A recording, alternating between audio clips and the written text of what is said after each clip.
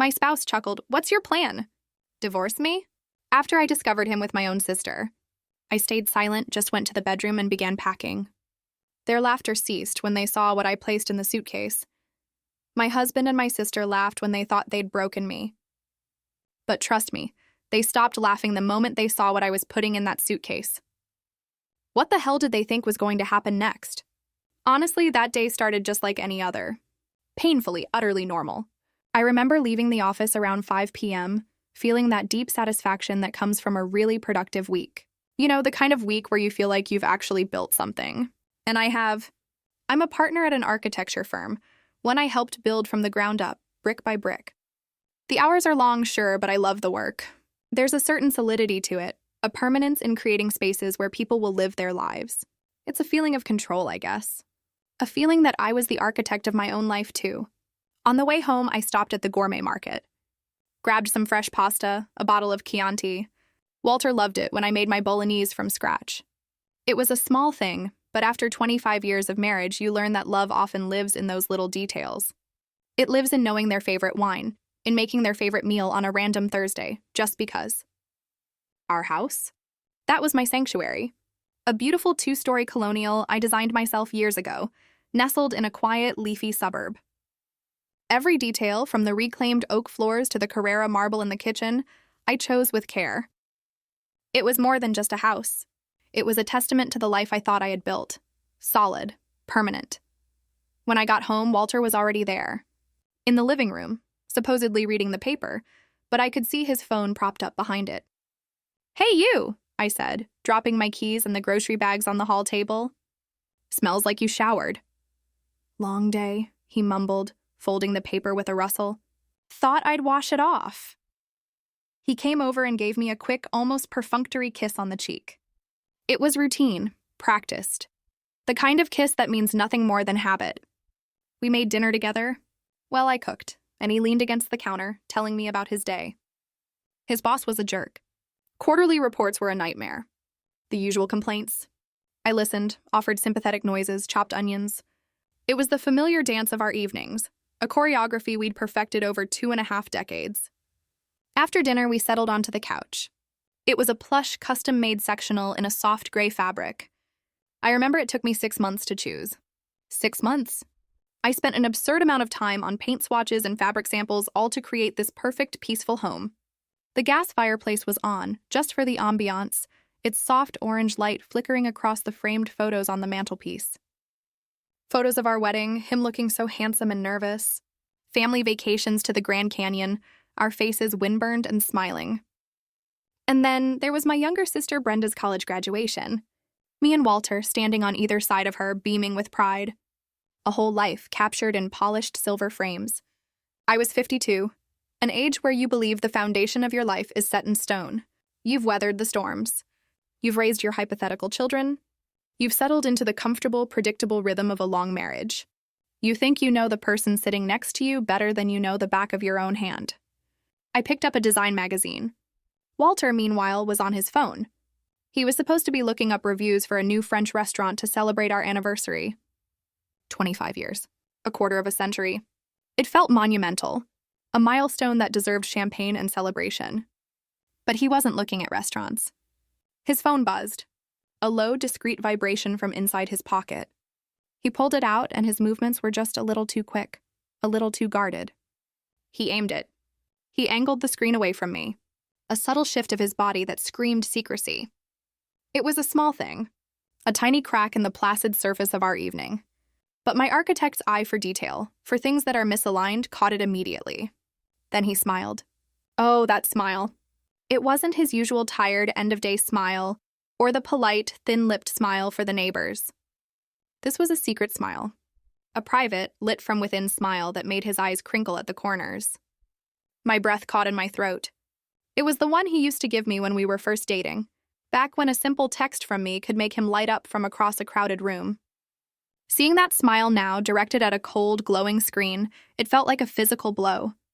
A punch to the gut that left me winded. Another buzz. More smiling. He started typing with both thumbs, his brow furrowed in concentration, completely and utterly absorbed. The world outside of that little rectangle of light, The crackling fire, the soft music playing, his wife of 25 years sitting 3 feet away, had ceased to exist for him. "Find anything good?" I asked, my voice sounding strained and artificially bright even to my own ears. He jumped, startled, as if he'd forgotten I was even in the room. He quickly locked his phone and set it face down on the cushion between us. Yeah. Just an old buddy from college, Mark, sent a funny meme about his kid. Something felt profoundly wrong. A cold knot started to form in my stomach. Walter's college friends were my friends, too. Mark always sent funny things to our old group chat, not to Walter personally in the middle of the night. But I let it go. You don't detonate a 25-year marriage over a text message. You tell yourself you're being paranoid, that it's your own insecurity talking. You tell yourself to trust him. So I tried. I picked up my magazine, but the elegant blueprints and glossy photos just swam on the page. I couldn't concentrate. All I could see was that smile. That specific, intimate smile that no longer belonged to me. I watched him out of the corner of my eye, this man I had shared a bed with for over 9,000 nights. And for the first time in our life together, he felt like a complete and utter stranger. The silence in the room grew heavy, pregnant with all the things that weren't being said. The peaceful home I had designed to be my sanctuary suddenly felt like a stage set, fragile and fake. And I had the terrifying feeling that the curtain was about to come down. The knot in my stomach didn't go away. It stayed there through the night, a cold, hard lump of dread that made sleep impossible. I lay in our bed, listening to the sound of Walter's even breathing beside me, and felt a chasm opening between us. Every time he shifted in his sleep, I flinched. I replayed the scene on the couch over and over in my head, analyzing every detail, every nuance, trying to convince myself I had imagined it, that I had overreacted. But the image of that smile was burned into my mind. The next day, Friday, I tried to bury myself in work. I went to the office. I sat in meetings about load-bearing walls and zoning variances. I went through the motions of my normal, structured life. But it was like watching a movie of someone else's day. The little voice in the back of my head kept whispering, kept replaying that secret smile. I told myself I was being ridiculous. I was a grown woman, a partner in a successful firm, not some hysterical, insecure teenager.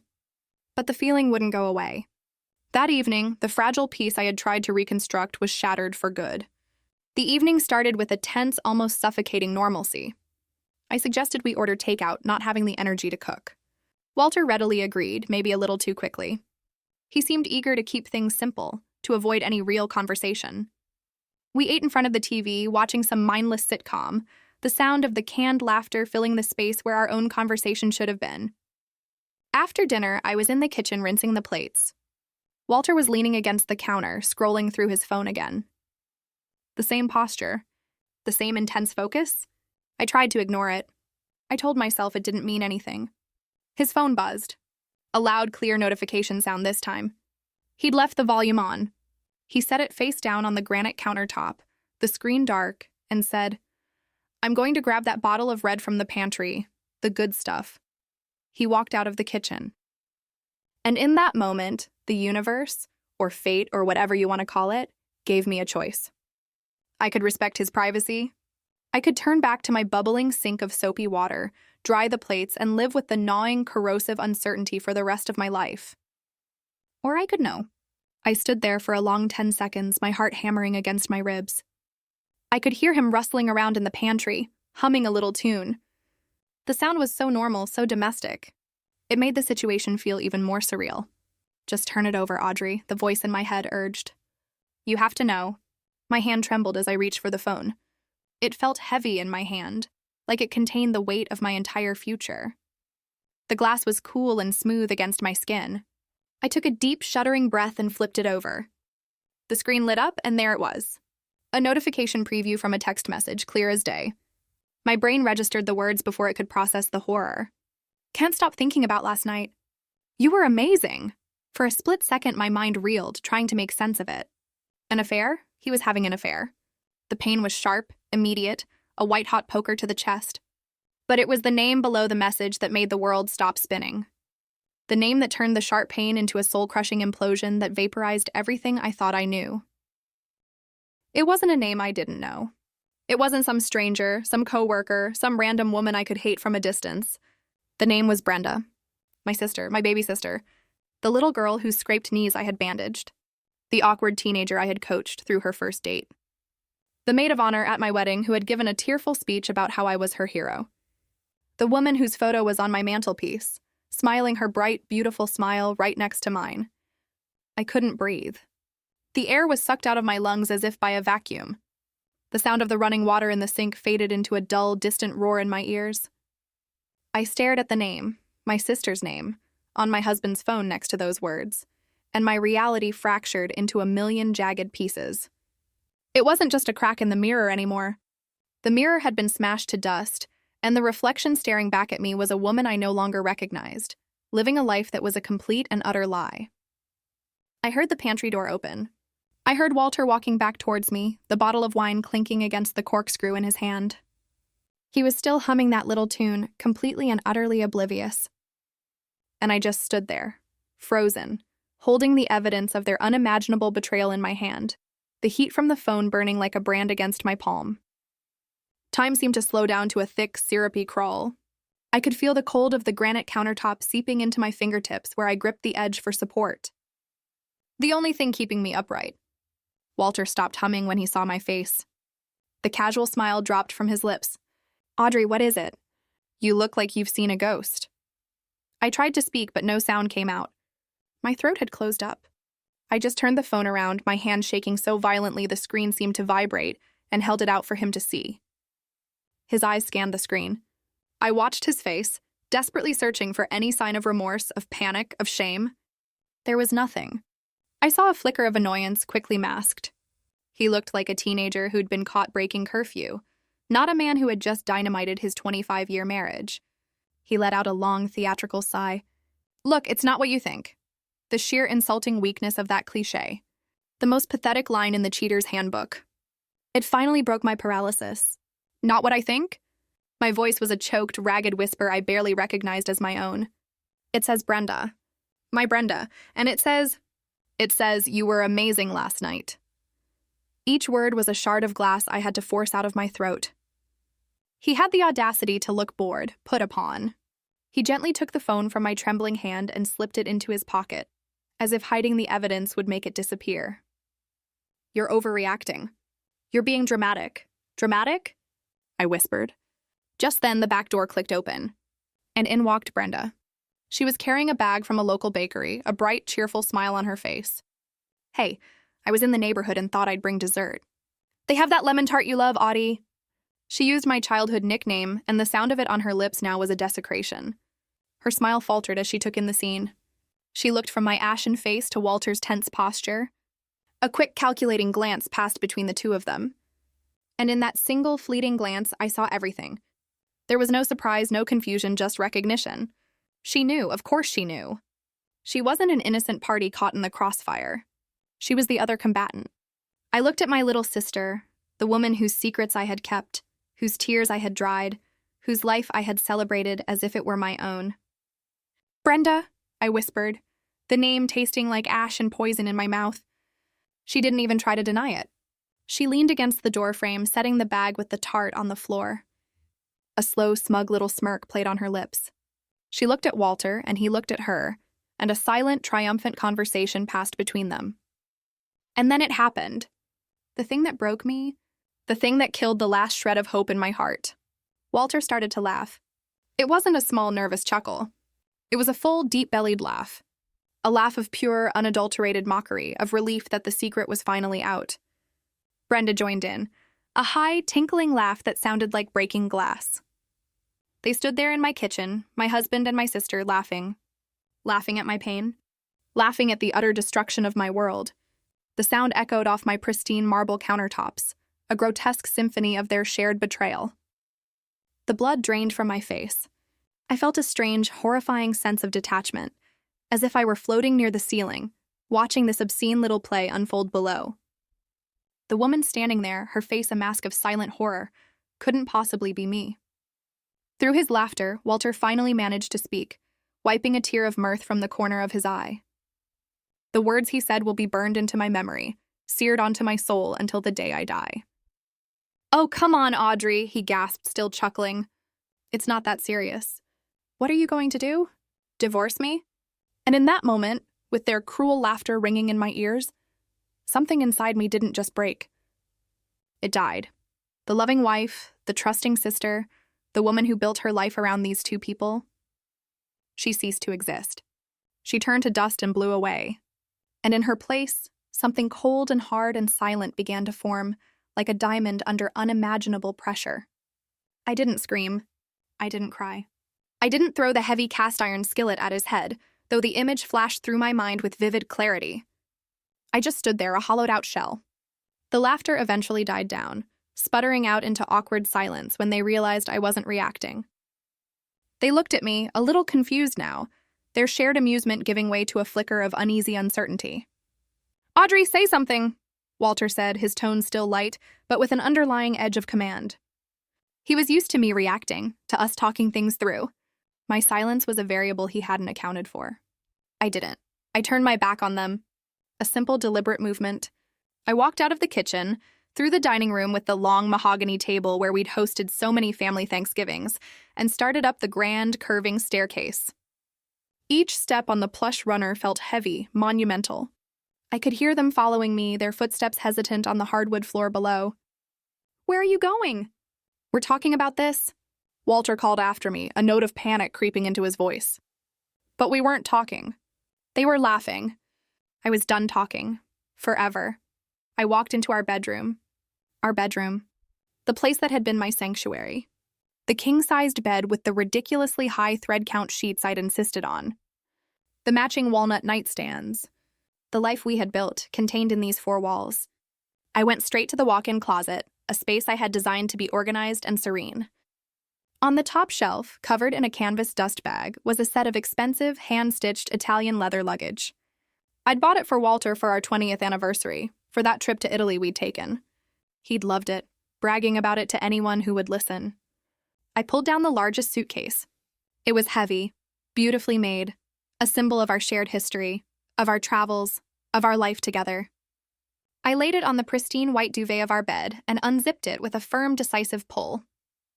They were standing in the doorway now watching me, their expressions a strange mix of apprehension and lingering arrogance. "What are you doing?" Brenda asked, her voice laced with a mocking curiosity. "Packing his bags for him? Kicking him out? A little dramatic, don't you think?" I ignored her. I walked over to my side of the closet. My clothes hung in neat, orderly rows, organized by color and season. My silk blouses. My work suits. The beautiful cocktail dress I wore for date nights that had apparently been a complete and utter lie. With a strange, detached calm, I began to take them off the hangers. One by one, I folded them carefully, my hands moving with an eerie precision, smoothing out the wrinkles, and placed them inside the suitcase. His suitcase. The dress I wore to my father's funeral. The sweater he gave me for Christmas 5 years ago. Each item was a memory, a piece of our shared story, and I was packing it all away. The silence in the room stretched, thick and suffocating. The only sound was the soft rustle of fabric, the quiet click of hangers. Their amusement was rapidly fading, replaced by a dawning, horrified understanding. Brenda was the first to finally process what she was seeing. Her voice was a sharp, disbelieving hiss. "Wait, are you packing your clothes in his suitcase?" I continued to pack. My favorite cashmere sweater. My comfortable jeans. My workout clothes. Everything went in. I was a machine, methodical and silent. The cold, hard diamond of resolve inside me was in control now. It was directing my hands, my feet, my every move. They had wanted to see what I would do. I was going to show them, and I wasn't going to say a single solitary word while I did it. Their panic was now palpable, a frantic energy radiating from the doorway. "Audrey, stop this. This is childish. This isn't funny," Walter said, his voice taking on a sharper, more commanding edge. The laughter was a distant memory, replaced by the nervous bluster of a man who was realizing, far too late, that he had fundamentally miscalculated. He had assumed tears, arguments, maybe a plate thrown against a wall. He had not anticipated this cold, silent, methodical dismantling of their life. I ignored him. After packing my essential clothes, I walked into the expansive master bathroom. I grabbed my toiletries from the marble vanity, my expensive face cream that he always complained about the cost of, my Chanel perfume he'd bought me for my 50th birthday, my electric toothbrush, Everything went into a travel bag and then into the suitcase. They just stood there watching. Two useless statues of flesh and blood. My silence was a wall of reinforced concrete they couldn't penetrate. I zipped up the large suitcase with a final satisfying tug and set it on the floor. Then I went back into the closet and pulled down the matching leather carry-on, the beautiful bag we'd used for weekend trips to the wine country. Hello, Earth to Audrey. Are you seriously giving me the silent treatment? Walter's voice was getting louder, bordering on a shout. So I messed up. It's a big deal, I get it. But you don't just do this. You don't throw away a family. Our family. You torched our family, I thought, as I started packing my shoes and used the flames to keep you warm. I packed my laptop, my work files, the antique silver picture frame from my desk that held a photo of my parents. As I packed, I sat on the edge of our bed, the bed where I had slept trustingly beside a liar for who knows how long, and pulled out my phone. My fingers were surprisingly steady. Walter and Brenda exchanged a nervous glance. What are you doing on your phone now? Brenda asked, her voice shrill. I opened my banking app. It was a blessing, really, a stroke of karmic justice, that I had always been the one who handled our finances. I was the architect, the planner, the one who managed the investments and paid the bills. The house was in my name. I'd made the down payment with a small inheritance from my grandmother. Most of our assets, the cars, the brokerage account, the emergency fund, were all tied to my accounts, my salary. I scrolled to the list of authorized users on my Amex Platinum card. There was his name, Walter Thompson. I remembered how thrilled he was when I added him, how he'd flashed the heavy metal card at his friends at the golf club. With a simple tap, a confirmation screen popped up.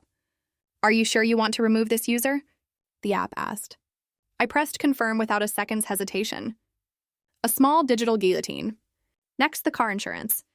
The policy for the Lexus he drove so proudly, the one he considered his car, was under my name as part of my multi-car discount plan.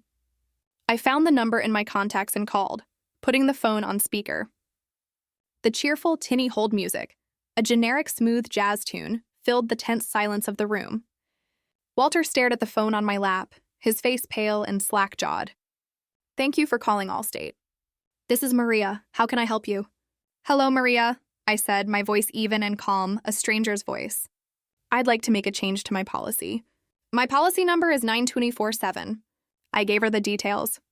The Lexus and the primary driver to be removed, Walter Thompson. Audrey, you can't do that, he sputtered, finally rushing forward. I need that car for work. For my clients.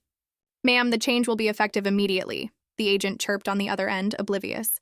The vehicle and driver have been removed. Is there anything else I can help you with today? No, thank you, Maria. You've been very helpful, I said, and hung up. I looked up at him. His face was a mask of disbelief and impotent fury. You canceled my insurance. I didn't answer. I just went back to my phone, opened the app for our mobile carrier, and with a few more taps began the process of removing his line from my family plan. His phone would be disconnected by the next billing cycle. One by one, I was cutting the cords that tied him to my life, and more importantly, to my finances. I changed the password to our Amazon Prime account. I changed the password to Netflix. I logged into the smart home app and revoked his access to the security system. Small digital acts of eviction. And with each tap, I felt a piece of my power returning. The look on their faces was a grotesque mixture of panic and sputtering indignation. Brenda, who had been silently observing with a look of smug superiority, now looked genuinely frightened. The foundation of the comfortable, subsidized life she was trying to insert herself into was being demolished before her very eyes. This is insane, Walter stammered, running a hand through his thinning hair. You're throwing away 25 years of marriage over a few stupid texts? A few stupid texts? My voice was dangerously low, a growl that came from the depths of my shattered soul. It was the first time I'd spoken directly to him in what felt like an eternity. The cold diamond of resolve inside me was now heating up, turning into a white-hot, focused rage. I held out my hand. Give me your phone. What? No, he said, clutching it protectively to his chest like a child with a toy. Walter, I said, my voice leaving no room for argument or negotiation. You can give it to me now, or I will consider that a full and complete confession, and my lawyer will subpoena it in the divorce proceedings. And trust me, it will look much, much worse for you then. Your choice. I knew using those words would get his attention. It did. He hesitated, his jaw tight with fury, then practically threw the phone at me. It landed softly on the duvet. I picked it up. I unlocked it. The passcode was 1011225. The birthday of our first dog, a goofy golden retriever named Sadie, who had died 10 years ago. He hadn't even bothered to change it.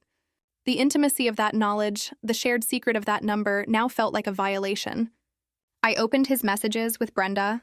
It wasn't just a few texts. It was a novel, an epic of deceit. It went back months. I scrolled and scrolled, my heart turning to a block of ice in my chest. The sheer volume of their communication was staggering. Good morning text, good night texts. Flirtatious banter during the workday. Then there were the pictures. Pictures of my sister in lingerie I had never seen, posing suggestively in what looked like a hotel room. Pictures that made me physically ill. There were inside jokes, cruel nicknames for me, vile comments about my work, my friends, my body. They had built a whole secret world, and the foundation of that world was their shared contempt for me. Then I found it. The thread from last month. Walter had told me he was going on a business trip, a sales conference in Florida. I had helped him pack. I had driven him to the airport at 5 a.m. I had texted him every night, telling him I missed him. It was all a lie. The messages laid it out in sickening pornographic detail. It was a romantic getaway with Brenda. She had flown down to meet him. They'd stayed at the St. Regis, a 5-star luxury beach resort. And the worst part, the final soul-crushing blow. I found the email confirmation he had forwarded to her, the one with the final bill. It had been paid for with my American Express card, the one I had just canceled. The trip had cost over $8,000. My hands were shaking now, not from weakness, but from pure, unadulterated fury. I looked up from the screen, my eyes locking onto theirs. They both looked away, unable to meet my gaze. I decided to read one of the messages out loud, my voice dripping with venom. Brenda, does she suspect anything? Worried she'll check the credit card statement? I paused, letting the words hang in the air like toxic smoke. Walter, not a clue. She's too busy managing her little empire to notice me. Besides, she thinks my promotion is coming through, so she won't question any expenses right now. She's predictable. My little empire. The business I had built from the ground up, with sleepless nights and weekends sacrificed at the altar of its success. The business that paid for this house, for his Lexus, for his golf club membership, for their secret, sordid vacation. The rage was so intense I felt like I might actually combust. You took my money, I said, my voice shaking with the effort of keeping it level. To take my sister on a vacation while lying to my face about a promotion that was never even real. Walter had the nerve to look ashamed for a fleeting second. Brenda, however, just crossed her arms, her chin jutting out in defiance. He deserved a little fun, she said, her voice dripping with poison. You've been so wrapped up in your work for years. You barely pay attention to him anyway. What did you expect? That was it. The final, unforgivable betrayal. Not just the affair. Not just the theft. But the justification. The blame. In their twisted, selfish minds, this was somehow my fault. The last vestiges of love, of history, of any family connection I had for either of them, evaporated in that moment, replaced by nothing but a vast, empty expanse of contempt. I felt a strange, chilling clarity. The path forward, which had been a chaotic mess of pain and confusion moments before, was now illuminated by the harsh, bright fire of my anger. There was nothing left to salvage here. Nothing left to say to these two monstrously selfish people. I closed his phone and tossed it onto the bed. Then I pulled out my own phone again, for the last time in this house. My fingers flew across the screen, my movements efficient and precise. What now? Walter asked, his voice wary like he was speaking to a wild animal he wasn't sure would attack. Who are you calling now? Your mother? I didn't answer him. I dialed my best friend Janice. We'd been friends since college. Had seen each other through everything. She picked up on the second ring. Hey, Audrey, what's up? Her cheerful, familiar voice came through the speaker, a lifeline from the sane world. Janice, I said, and my voice finally broke just for a second. A single crack in the icy facade. Can I come and stay with you for a few days? I need to get out of here. The cheerfulness vanished from her voice, replaced by immediate, urgent concern. Oh my God, of course. What happened? Are you okay? Where are you? I'm at home, I said. looking directly at Walter as the words came out of my mouth. Walter's been cheating on me. With Brenda. There was a stunned, horrified silence on the other end of the line, then a string of curses that made me almost smile. That absolute bastard. That snake. Of course you can stay. Don't even ask. I'm on my way to get you right now. No, I said quickly. Don't come here. I don't want you in this house with them. I'm leaving now. I'll take an Uber. Okay, honey. The spare room is always ready for you. You know that. The door will be unlocked. Just get here safely. And Audrey, you call me the second you are in that car. I will. Thank you, I whispered and hung up. Next, I opened the Uber app. I put in Janice's address. The map showed a little car icon just a few blocks away. 5 minutes. The reality of the situation, the finality of it, finally seemed to crash down on them. This wasn't a temporary dramatic gesture. This wasn't a tantrum. I was leaving. I was really, truly leaving. Wait, you can't just leave. Brenda cried out, her defiance crumbling into a pathetic, childish whine. This is your house. Exactly, I said, my voice cold again. It is my house, which is why I'm the one who gets to leave it. You two can stay here for now. Walter moved to block the doorway, planting his feet like a sentry. Audrey, please. Let's just sit down and talk about this like adults. We can fix this. I know we can. We can go to counseling. Counseling? I let out a laugh. A bitter, humorless sound that was more like a bark. You think a 60-minute session with a therapist can fix this? You think we can talk our way back from this? There is nothing to fix. A marriage, a relationship, those are structures that can be repaired. But this is a toxic waste dump, and I am evacuating. My phone buzzed. My Uber was outside. I grabbed the handles of the 2 heavy leather suitcases. They were filled with the curated pieces of the life I thought I had. A life that was now nothing but dead weight. I started rolling them towards the bedroom door. They both rushed forward, trying to stop me. Brenda grabbed at one of the suitcases, fumbling with the zipper. You're not going anywhere. We need to talk. Walter put his hands on my shoulders, his grip surprisingly strong. Audrey, please don't do this. Think about what you're throwing away. I stopped. I looked down at his hands on my shoulders, the hands of a stranger. Then I looked up at his face, a face I no longer recognized.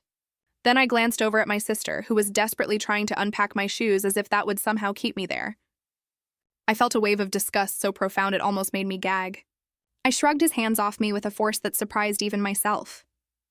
I looked at both of them, these 2 people who had been the twin pillars of my universe. Now just pathetic, selfish strangers standing in the wreckage they had created. You asked me what I was going to do, I said, my voice steady and clear and final. I'm going to live without either of you. And with that, I rolled my suitcases past them, down the grand staircase, and out the heavy oak front door of my house for the very last time. I didn't look back. I didn't dare. The cool night air hit my face like a slap, shocking me back into my own body. The Uber, a clean black sedan, was waiting at the curb, its engine humming quietly. The driver, a kind-faced man with graying temples and a gentle smile, got out immediately when he saw me struggling with the heavy bags. Here, ma'am, let me get those for you, he said, his voice soft. He expertly lifted the suitcases and settled them into the trunk. He must have seen the look on my face, the tear tracks on my cheeks, the tremor in my hands, because he didn't ask any questions. He just opened the back door for me and gave me a simple, sympathetic nod. The moment I slid into the back seat and the door clicked shut, the adrenaline that had been coursing through my veins for the past hour vanished as if a switch had been flipped. It left behind a hollow, cavernous emptiness that was almost worse than the rage. The car pulled away from the curb, and I watched my beautiful home, the one with the perfectly manicured lawn and the welcoming gaslights I'd had installed last year, recede in the darkness. My home, my sanctuary, and they were still in it. The thought was a physical violation. Then my phone, which I was still clutching in a white-knuckled grip, started to blow up. First, it was Walter. The screen lit up with his name and photo. A picture of us in Napa, smiling. A lifetime ago. I stared at it, then pressed the red button to decline the call with a vicious jab of my thumb. A second later, a text message appeared. Audrey, pick up the phone. This is insane. You're behaving like a child. I ignored it. Then Brenda. Her name popped up and a fresh wave of nausea and betrayal rolled over me. I declined her call too. A string of texts followed. One after the other, a rapid-fire assault. You can't do this to us. This is your family you're walking out on. You are destroying everything with your selfishness. I was destroying everything. The sheer, breathtaking audacity of it all was almost impressive. The phone kept buzzing, vibrating against my leg, a relentless electronic tether to the two people I now despised more than anyone on earth. It felt like they were trying to pull me back, to drag me back into the toxicity and the lies through that little glowing device. Walter called again.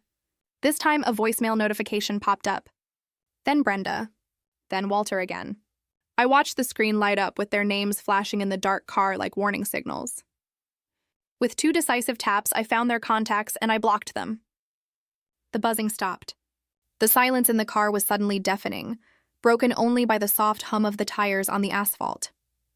And in that quiet, as the familiar streetlights of my neighborhood blurred past the window, it finally hit me. The full, crushing tectonic weight of it all. 25 years of marriage, 50 years of sisterhood, gone, vaporized in a single night of cruel laughter and breathtaking betrayal. I looked out the window at the blurry lights of other people's homes, other people's normal lives, and realized silent tears were streaming down my face again, the salt from them stinging the raw skin on my cheeks. I wasn't sobbing. It was a quiet, hopeless kind of weeping for a life that was now over, for a future that had been stolen from me. The driver glanced at me in the rearview mirror, his expression full of concern. "Everything all right, ma'am?" he asked softly. I couldn't find my voice to answer, so I just nodded, a pathetic little jerk of my head. Then I whispered, mostly to myself, a promise to the broken woman reflected in the window. It will be. And in the quiet of that car, with my whole world packed into a suitcase that wasn't even mine, I felt completely and utterly alone. The first night at Janice's was a blur of shock and exhaustion. She met me at the door, wrapped me in a huge hug, and didn't let go for a full minute. She didn't press me for details, didn't ask 1,000 questions. She just guided me to her spare room, a cozy, safe space, and brought me a cup of tea and a Xanax. I think I slept, but it was a restless, dream-filled sleep, haunted by the sound of their laughter. I woke up on Saturday morning feeling like I'd been in a car crash, every part of me aching, but the cold core of resolve inside me was still there. It had hardened overnight into something unbreakable. Janice was my rock. She sat with me at her kitchen table while I stared into a coffee cup. And when I was ready, she didn't offer platitudes. She offered a plan. "Okay," she said, her voice firm. "What's the first step?" "A lawyer," I said, my own voice surprising me with its steadiness. "Not just any lawyer.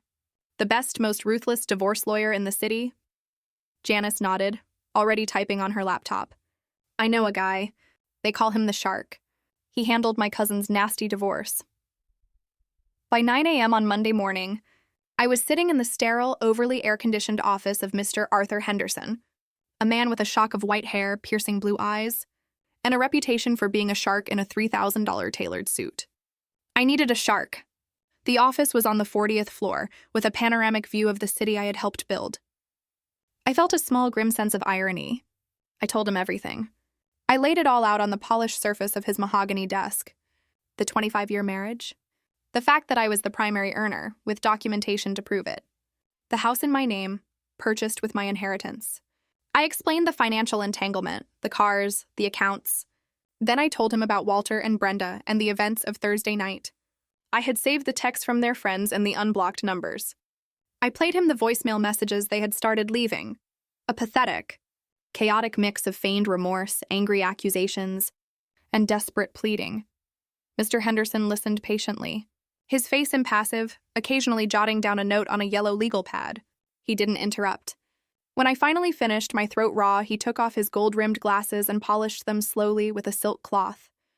"Well, Audrey," he said, his voice calm and deeply reassuring, "this is a mess. A heartbreaking, despicable mess. But from a legal standpoint, it's remarkably clean." He confirmed what I already suspected. Since I was the sole owner on the deed to the house, Walter and Brenda were, in legal terms, tenants at will with no lease. They were my guests, and their invitation had been well and truly revoked. "We will begin the divorce proceedings immediately, citing adultery with extreme prejudice," he explained, his voice crisp and professional. "We will also file for an emergency order to freeze all joint assets, though it sounds like there are very few. And most importantly, we will serve them with a formal, legally binding eviction notice. They will have 30 days to vacate your property. If they refuse, we will have them removed by the county sheriff. The words felt both terrifying and empowering. Eviction. Sheriff. This was real. This was the mechanism of my freedom. He drafted the papers right there, his paralegal flying into action. The formal notice was dispatched with a process server that very afternoon. I paid the extra fee to have it served immediately. I pictured the scene. A stern-looking stranger showing up at the door of my beautiful house and handing them the crisp, cold legal documents demanding they leave. Their reaction was immediate and nuclear. My phone, which had been blissfully quiet since I blocked them, started vibrating with notifications from unknown numbers and newly created email addresses. They had resorted to new tactics to bypass my blocks. The emails were a torrent of rage and delusion. From Walter using a new Gmail account, an eviction notice. After everything I've given to this family? After all the support I've given your career? You'll be hearing from my lawyer. You can't just throw me out on the street. I have rights. From Brenda, from an equally new account. You are a cold, heartless monster. I am your sister. I have rights as a resident. I'm not going anywhere. This is my home too now. I forwarded every single message to Mr. Henderson with the simple note for your files. He replied almost instantly, excellent. Every message is another nail in their coffin. Keep documenting everything. The battle lines had been drawn. They thought they could bully me, that they could intimidate me into backing down with empty threats. They had forgotten who they were dealing with. They had forgotten that I was the one who built the empire they were so comfortably squatting in. And I was about to remind them, with the full force of the law behind me. I knew it was coming. I had been dreading it more than the confrontation with Walter and Brenda, more than the meeting with the lawyer. The phone call. It came on a Saturday morning a week after I'd left. I was at Janice's kitchen table, sketching designs for a new project on a notepad, trying to find some semblance of normalcy in the meticulous, ordered world of lines and angles. The phone rang, and the caller ID showed a number I knew as well as my own. Mom. My hand hovered over the phone. A part of me, the wounded child part, wanted to just let it ring, to retreat back into the safe cocoon of silence I was building around my shattered heart. But the architect in me, the part that confronts problems head-on, knew I couldn't. I had to face this. I took a deep, fortifying breath and answered, "Hello, Mom. Audrey, thank God." Her voice was frantic, breathless, with a manufactured drama I knew all too well. "I've been calling and calling." Brenda finally told me what happened. She said you had some sort of breakdown, some horrible misunderstanding, and you kicked them out of the house. A breakdown. A misunderstanding. That was the story they were spinning. Of course, it painted me as the unstable one, them as the victims. It was masterful in its cruelty. "That's not what happened, Mom," I said, my voice tired, devoid of the energy needed for this fight. "Audrey, how could you do this?" She barreled on, not listening, her words a tidal wave of guilt. "He's your husband for 25 years. And Brenda, my God, Audrey, she is your sister, your baby sister." She called me sobbing, said she has nowhere to go. You can't just throw your own sister out on the street. The injustice of it all was like a physical blow. The fact that her first concern was for the perpetrator, not the victim.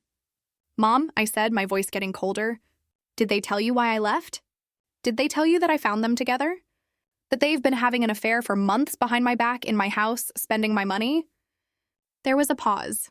A short, telling silence. I could hear her taking a shaky breath. "Well," she finally said, her voice softer, but still laced with reproach. "Brenda said it was a mistake.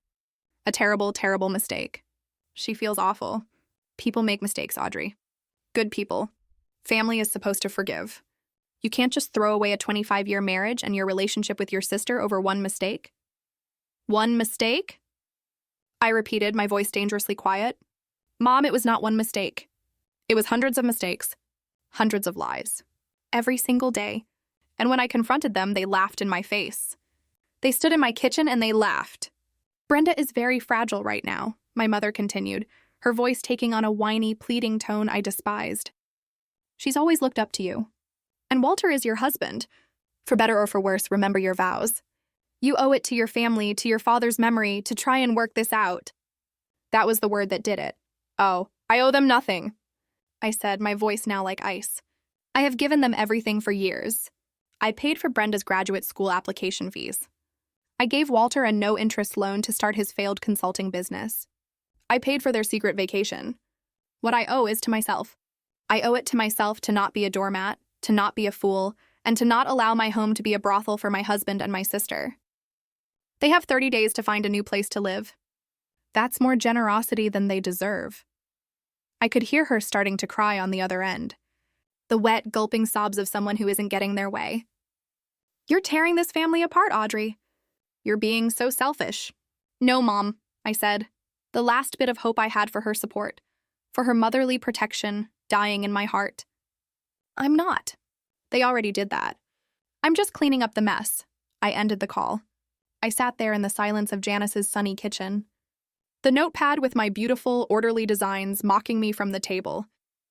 I realized with a profound and painful clarity that I hadn't just lost a husband and a sister. In a way, I had lost my mother too. Her loyalty, I now saw, was not to her children, but to the fragile, idealized image of a perfect family she wanted to project to the world. And I had just smashed that image to pieces. I was truly completely on my own. The next 2 weeks were a strange, surreal limbo. I lived at Janice's, working remotely and trying to create a new routine. Janice was a saint, giving me space when I needed it and forcing me to eat when I forgot. The days were a blur of legal emails, work calls, and long, aimless walks. The nights were the hardest, filled with a suffocating loneliness. Meanwhile, Walter and Brenda's desperation campaign escalated. Having failed to break me with emotional blackmail from my mother, they resorted to a campaign of petty, infuriating harassment. It started with the finances. I got another fraud alert, this time from my brokerage account. Someone had tried to log in and initiate a wire transfer. The security protocols I had put in place with my financial advisor held, and the attempt was blocked. I knew it was Walter. He was testing the fences, looking for a weak spot. Then came the social media smear campaign. Brenda, who had always been obsessed with her online image, posted a long, rambling, tear-stained story on Facebook. She was clever. She didn't mention the affair, of course. She painted a picture of a concerned, heartbroken sister, worried about her older sibling's sudden and alarming mental instability.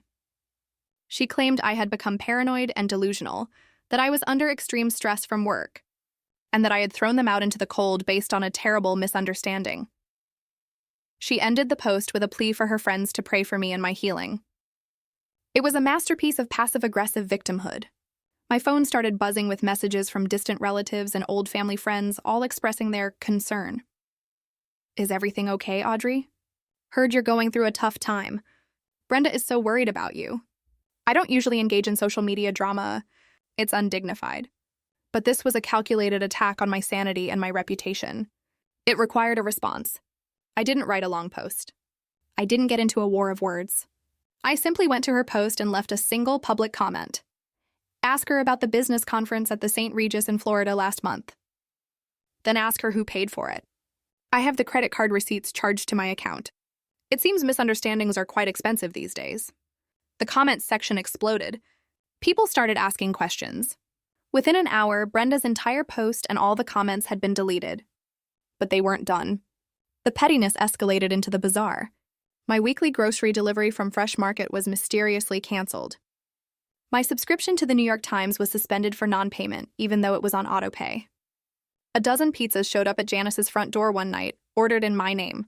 Small, incredibly childish things designed to disrupt my life and get under my skin. Each time, I calmly fixed the issue. I called the credit card company and disputed the charge for the pizzas. I reinstated my subscriptions with new payment information. And I documented everything. Every canceled subscription, every fraudulent pizza order, every manipulative social media post. I created a folder in my email and sent a summary to Mr. Henderson every evening. His replies were always brief and encouraging. This is excellent. They are building our case for us. They thought they were harassing me into submission. What they were actually doing was methodically documenting their own instability and malice. They were so blinded by their own entitlement and rage that they couldn't see they weren't fighting me anymore. They were fighting themselves, and they were losing badly. Each petty act was another shovel full of dirt on their own graves. The harassment was a constant low-level hum of stress in the background of my life. I was becoming numb to it, learning to treat it as a logistical problem to be solved rather than an emotional assault. I was focusing on my own path forward. I spent my days at Janice's, working remotely, and I started the painful but necessary process of untangling my life. I was also looking at new apartments online, scrolling through listings for smaller, brighter places just for me. The thought of starting over at 52 was terrifying, but with each passing day, it also felt more and more like a necessary, exhilarating liberation. Then they crossed a line. A bright red, irrevocable line from which there was no coming back. It happened on a Tuesday afternoon. I was on a conference call for work when an email popped up on my screen. It was from my primary bank, the one that held my mortgage and my main checking account. The subject line was innocuous, an update on your recent application. I frowned. I hadn't applied for anything. I opened the email. It was a standard automated message. "Congratulations on your new auto loan," it said cheerfully. I stared at the screen, my blood turning to ice water in my veins. The voices on my conference call faded into a distant, meaningless buzz. I hadn't applied for an auto loan. My hands trembling, I clicked the link in the email. It took me to a loan document. There it was in black and white. An application for a $70,000 loan for a brand new Lexus SUV. The same model Walter had been complaining he wanted for months. It had been submitted online using my full name, my address, my date of birth, and my social security number. And because of my excellent credit score, it had been instantly approved. I felt like I was going to be sick. This wasn't pettiness anymore. This wasn't childish harassment. This was a felony. This was calculated criminal identity theft. They were trying to saddle me with crippling debt to ruin the financial stability I had worked my entire life to build. I excused myself from the conference call, my voice a strained whisper. I immediately called the bank's fraud department. The woman on the other end, a calm professional named Linda, listened patiently as I frantically explained the situation, my voice shaking with a mixture of rage and fear. "Yes, ma'am. I see the application here," she said after a few moments of typing. "It was submitted this morning from an IP address linked to your home Wi-Fi network in Northwood." Of course it was. They had used my own internet service, the one I paid for, to commit a federal crime against me. The audacity was simply unbelievable. Linda immediately froze the loan and opened a high-priority investigation. But I knew I couldn't stop there. This was no longer just a messy, painful divorce. This had escalated into something far more dangerous. With a heavy heart and a sense of grim finality, I did something I never in my wildest nightmares thought I would do. I picked up the phone and called the police department. I asked to file a formal report for identity theft and attempted grand larceny against my husband, Walter Thompson, and my sister, Brenda Clark. I had to drive to the local precinct. I sat in a sterile, uncomfortable plastic chair under flickering fluorescent lights and recounted the entire sordid story to a tired-looking detective named Miller. I had to give him my social security number, my date of birth, all the intimate details of my life that they had stolen and twisted for their own gain. I showed him the emails, the eviction notice, the loan application. Detective Miller was surprisingly kind, his eyes full of a weary sympathy. "Ma'am," he said when I was done, leaning back in his squeaky chair, "you did the right thing. We see this kind of thing, coercive control, financial abuse, more than you think in contentious separations. They've given us a very clear motive and a digital trail to follow. We'll open an investigation immediately." When I walked out of the police station into the late afternoon sun, I didn't feel triumphant. I just felt empty and incredibly sad. They had been so consumed by their greed and their pathological desire to hurt me that they had been willing to risk their own freedom. They had forced my hand, and now the consequences would be out of my control. The family drama had now become a police matter. And I knew with a chilling certainty that this was the beginning of the end. The final days leading up to the eviction deadline were filled with a tense, ominous silence. The harassing emails stopped. The unknown numbers stopped calling. It was the calm before the storm, a dead, heavy quiet that was more unsettling than their noise had been. I spent the time in a flurry of activity, finalizing the lease on a new apartment and arranging for movers, trying to focus on the future instead of the impending confrontation. The 30th day arrived. It was a gray, overcast Friday morning, the sky threatening rain. Mr. Henderson had arranged for me to meet him at the house at 10 a.m. to formally retake possession. He had been adamant, "Do not go alone, Audrey. I will be there, and I have already coordinated with the local sheriff's department. 2 deputies will meet us there as a civil standby." When I pulled up to my own street, a street I had lived on for 15 years, My heart was pounding a frantic, painful rhythm against my ribs. I saw Mr. Henderson's black Mercedes parked behind two official-looking sheriff's department vehicles. He was waiting for me on the sidewalk, his face grim, a leather briefcase in his hand. "They're still inside," he said quietly as I walked up. They refused to answer the door for the deputies. My stomach churned with a mixture of fear and anger. I had hoped, foolishly, that they would just be gone, that they would have packed their things and slunk away in the night, leaving me to pick up the pieces in peace. Of course, they wouldn't make it that easy. The two sheriff's deputies were professional and firm. They were large men, and their presence was both intimidating and deeply reassuring. The senior deputy knocked on the heavy oak door one last time, his knuckles making a loud, authoritative sound. "Sheriff's Department! Open the door! Silence! All right," he said, turning to his partner. He used a tool to bypass the lock, and the door swung open with a soft click. "Ma'am, Mr. Henderson, please stay behind us." We stepped inside. The stench hit me first. A vile combination of stale cigarette smoke, rotting garbage, and cheap air freshener. The house, my beautiful, immaculate house, was destroyed. The pristine oak floors were scuffed and stained. Garbage was everywhere. Greasy pizza boxes, empty wine bottles, overflowing trash bags piled in the corners. My beautiful silk curtains had been torn from the rods. The plush gray sectional couch had a long, deliberate slash across the cushions, its white stuffing spilling out like intestines. The framed photos on the mantelpiece had been shattered, the glass crunching under our feet as we walked. My life in silver frames smashed to bits, and on the living room wall, right above the fireplace, scrawled in what looked like bright red lipstick, were the words, "Money-loving witch." I felt a wave of dizziness and leaned against the doorframe for support. This wasn't just a mess. This was malice. This was a deliberate, hateful act of desecration. We found them in the master bedroom, sitting on the edge of the bare mattress, which was also stained. They were surrounded by a few hastily packed bags. They looked pathetic, defeated. Their once beautiful clothes were rumpled, their faces pale and drawn. The arrogance was gone, replaced by a sullen, childish resentment. "You need to vacate the premises immediately," the senior deputy said, his voice booming in the trashed room. Walter just stared at the floor, refusing to look at me.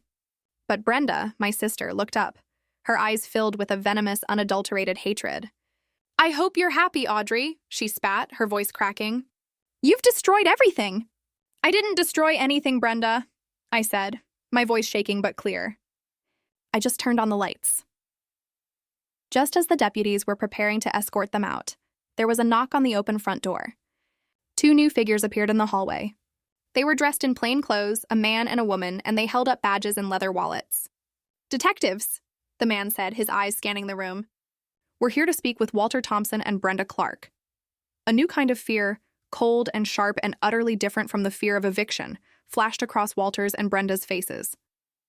This wasn't about the house anymore. The lead detective, who I recognized as Detective Miller from the precinct, turned to them. "We have a warrant to search the premises and seize any electronic devices. This is in relation to an ongoing investigation into felony identity theft and bank fraud." Brenda started to cry, a high, wailing, theatrical sound. Walter just sagged, as if all the bones had been removed from his body. He looked 20 years older. The detectives read them their Miranda rights, the familiar words from 1,000 TV shows now a chilling reality in my own bedroom. They placed my husband and my sister in handcuffs. As they were led out of the house, past the wreckage of the life we had once shared, Walter finally looked at me. There was no anger in his eyes, just a hollow, empty despair. He knew it was over, all of it. I stood there in the middle of my ruined home and watched them being placed into the back of separate, unmarked police cars. I didn't feel happy. I didn't feel victorious. I just felt an overwhelming, profound sense of quiet, blessed relief. The storm had finally passed. The house was a wreck, but it was my wreck, and it was finally quiet. The months that followed were a painful, methodical process of cleaning up. There was the physical cleanup, which required a professional crew who specialized in biohazards and property damage. It took weeks. There was the legal cleanup, which involved endless meetings with Mr. Henderson, insurance adjusters, and the district attorney's office. And then there was the emotional cleanup, the hardest part of all, which is still ongoing. The legal case against them was a slam dunk. The detectives found the loan applications and a host of other incriminating evidence on Walter's laptop, which had been seized from my bedroom. Faced with irrefutable digital evidence, both he and Brenda took a plea deal to avoid a longer, more public trial. They avoided prison time, a fact that initially angered me, but Mr. Henderson helped me see it differently. "A trial would have been a circus, Audrey," he'd said. "This is cleaner and the consequences are still severe." He was right. They were each sentenced to 5 years of probation, ordered to pay restitution for the damages to the house, and had to complete 500 hours of community service. They both now had felony criminal records. Their professional and personal lives were in ruins. Walter was fired from his job. Brenda's nursing license was put under review. They had become pariahs. The divorce was finalized quickly and quietly thanks to their criminal actions and the mountain of evidence of adultery and financial abuse. Walter got nothing. The house, the savings, the investments, my 401k, my pension, they were all protected as my premarital assets and personal earnings. He walked away with his clothes, his debt, and his criminal record. Last I heard from a mutual acquaintance, he was living in a cheap rental apartment across town, working a low-level sales job selling office supplies. Brenda's fate was in some ways even sadder.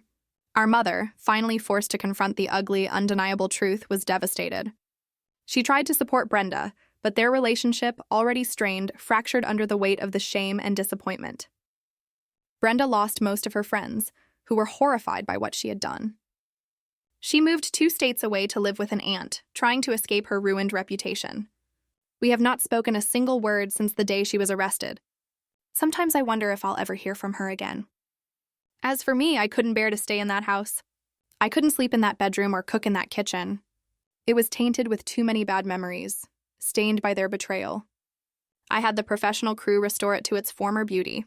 Every wall repainted, every floor refinished. And then I put it on the market. It sold in a week. I took the proceeds and bought a small, sunny 2-bedroom apartment in a modern high-rise in the city. It has a balcony that overlooks the park, and it's all mine. The day I moved in, carrying a single box of my most treasured belongings, I felt a sense of peace I hadn't felt in years. I spent weeks decorating it. Not with things to impress others, but with things that made me happy. I bought a ridiculously comfortable velvet armchair. I started an indoor herb garden. I enrolled in a pottery class, something I'd always wanted to do. My first few creations were lopsided and ugly. But the feeling of the cool, wet clay spinning in my hands, of creating something new from a lump of earth, felt like a powerful metaphor for my own life. One day, I was cleaning up the last few boxes from the move, and I found them, tucked away in the back of the storage unit, the expensive Italian leather suitcases I had bought for Walter all those years ago, the ones I had used to pack my things on that terrible night. I stood there for a long time just looking at them, these symbols of a life and a love that had been a lie. I didn't hesitate. I dragged them down to the building's large dumpster and threw them in, one after the other. They made a satisfying thud as they hit the bottom. The next day, I went out and bought myself a brand new set of luggage. It was lightweight, durable, and a beautiful, vibrant shade of sapphire blue. It was mine. My life is smaller now and much quieter, but it's real. It's honest. And it's entirely my own. Last week I booked a trip, a solo trip. 2 weeks on the coast of Spain, something I've always dreamed of. I'm going to eat tapas, drink wine, and sit on the beach and read books. Sometimes late at night when the city is quiet, I still hear their laughter.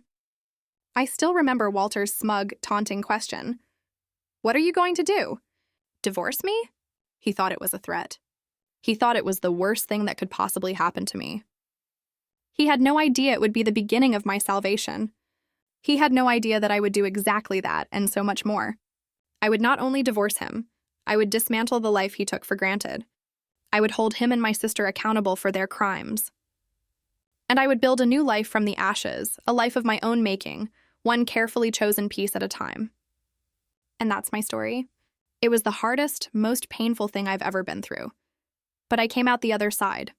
If you've ever felt betrayed, if you've ever been made to feel small or foolish, I hope hearing this lets you know that you are not alone, and that you are so much stronger than you think. Thank you for listening to my story. I really want to know what you would have done in my place, or if you've ever faced a betrayal like this. Please tell me your thoughts in the comments below. I'm truly curious to hear from you.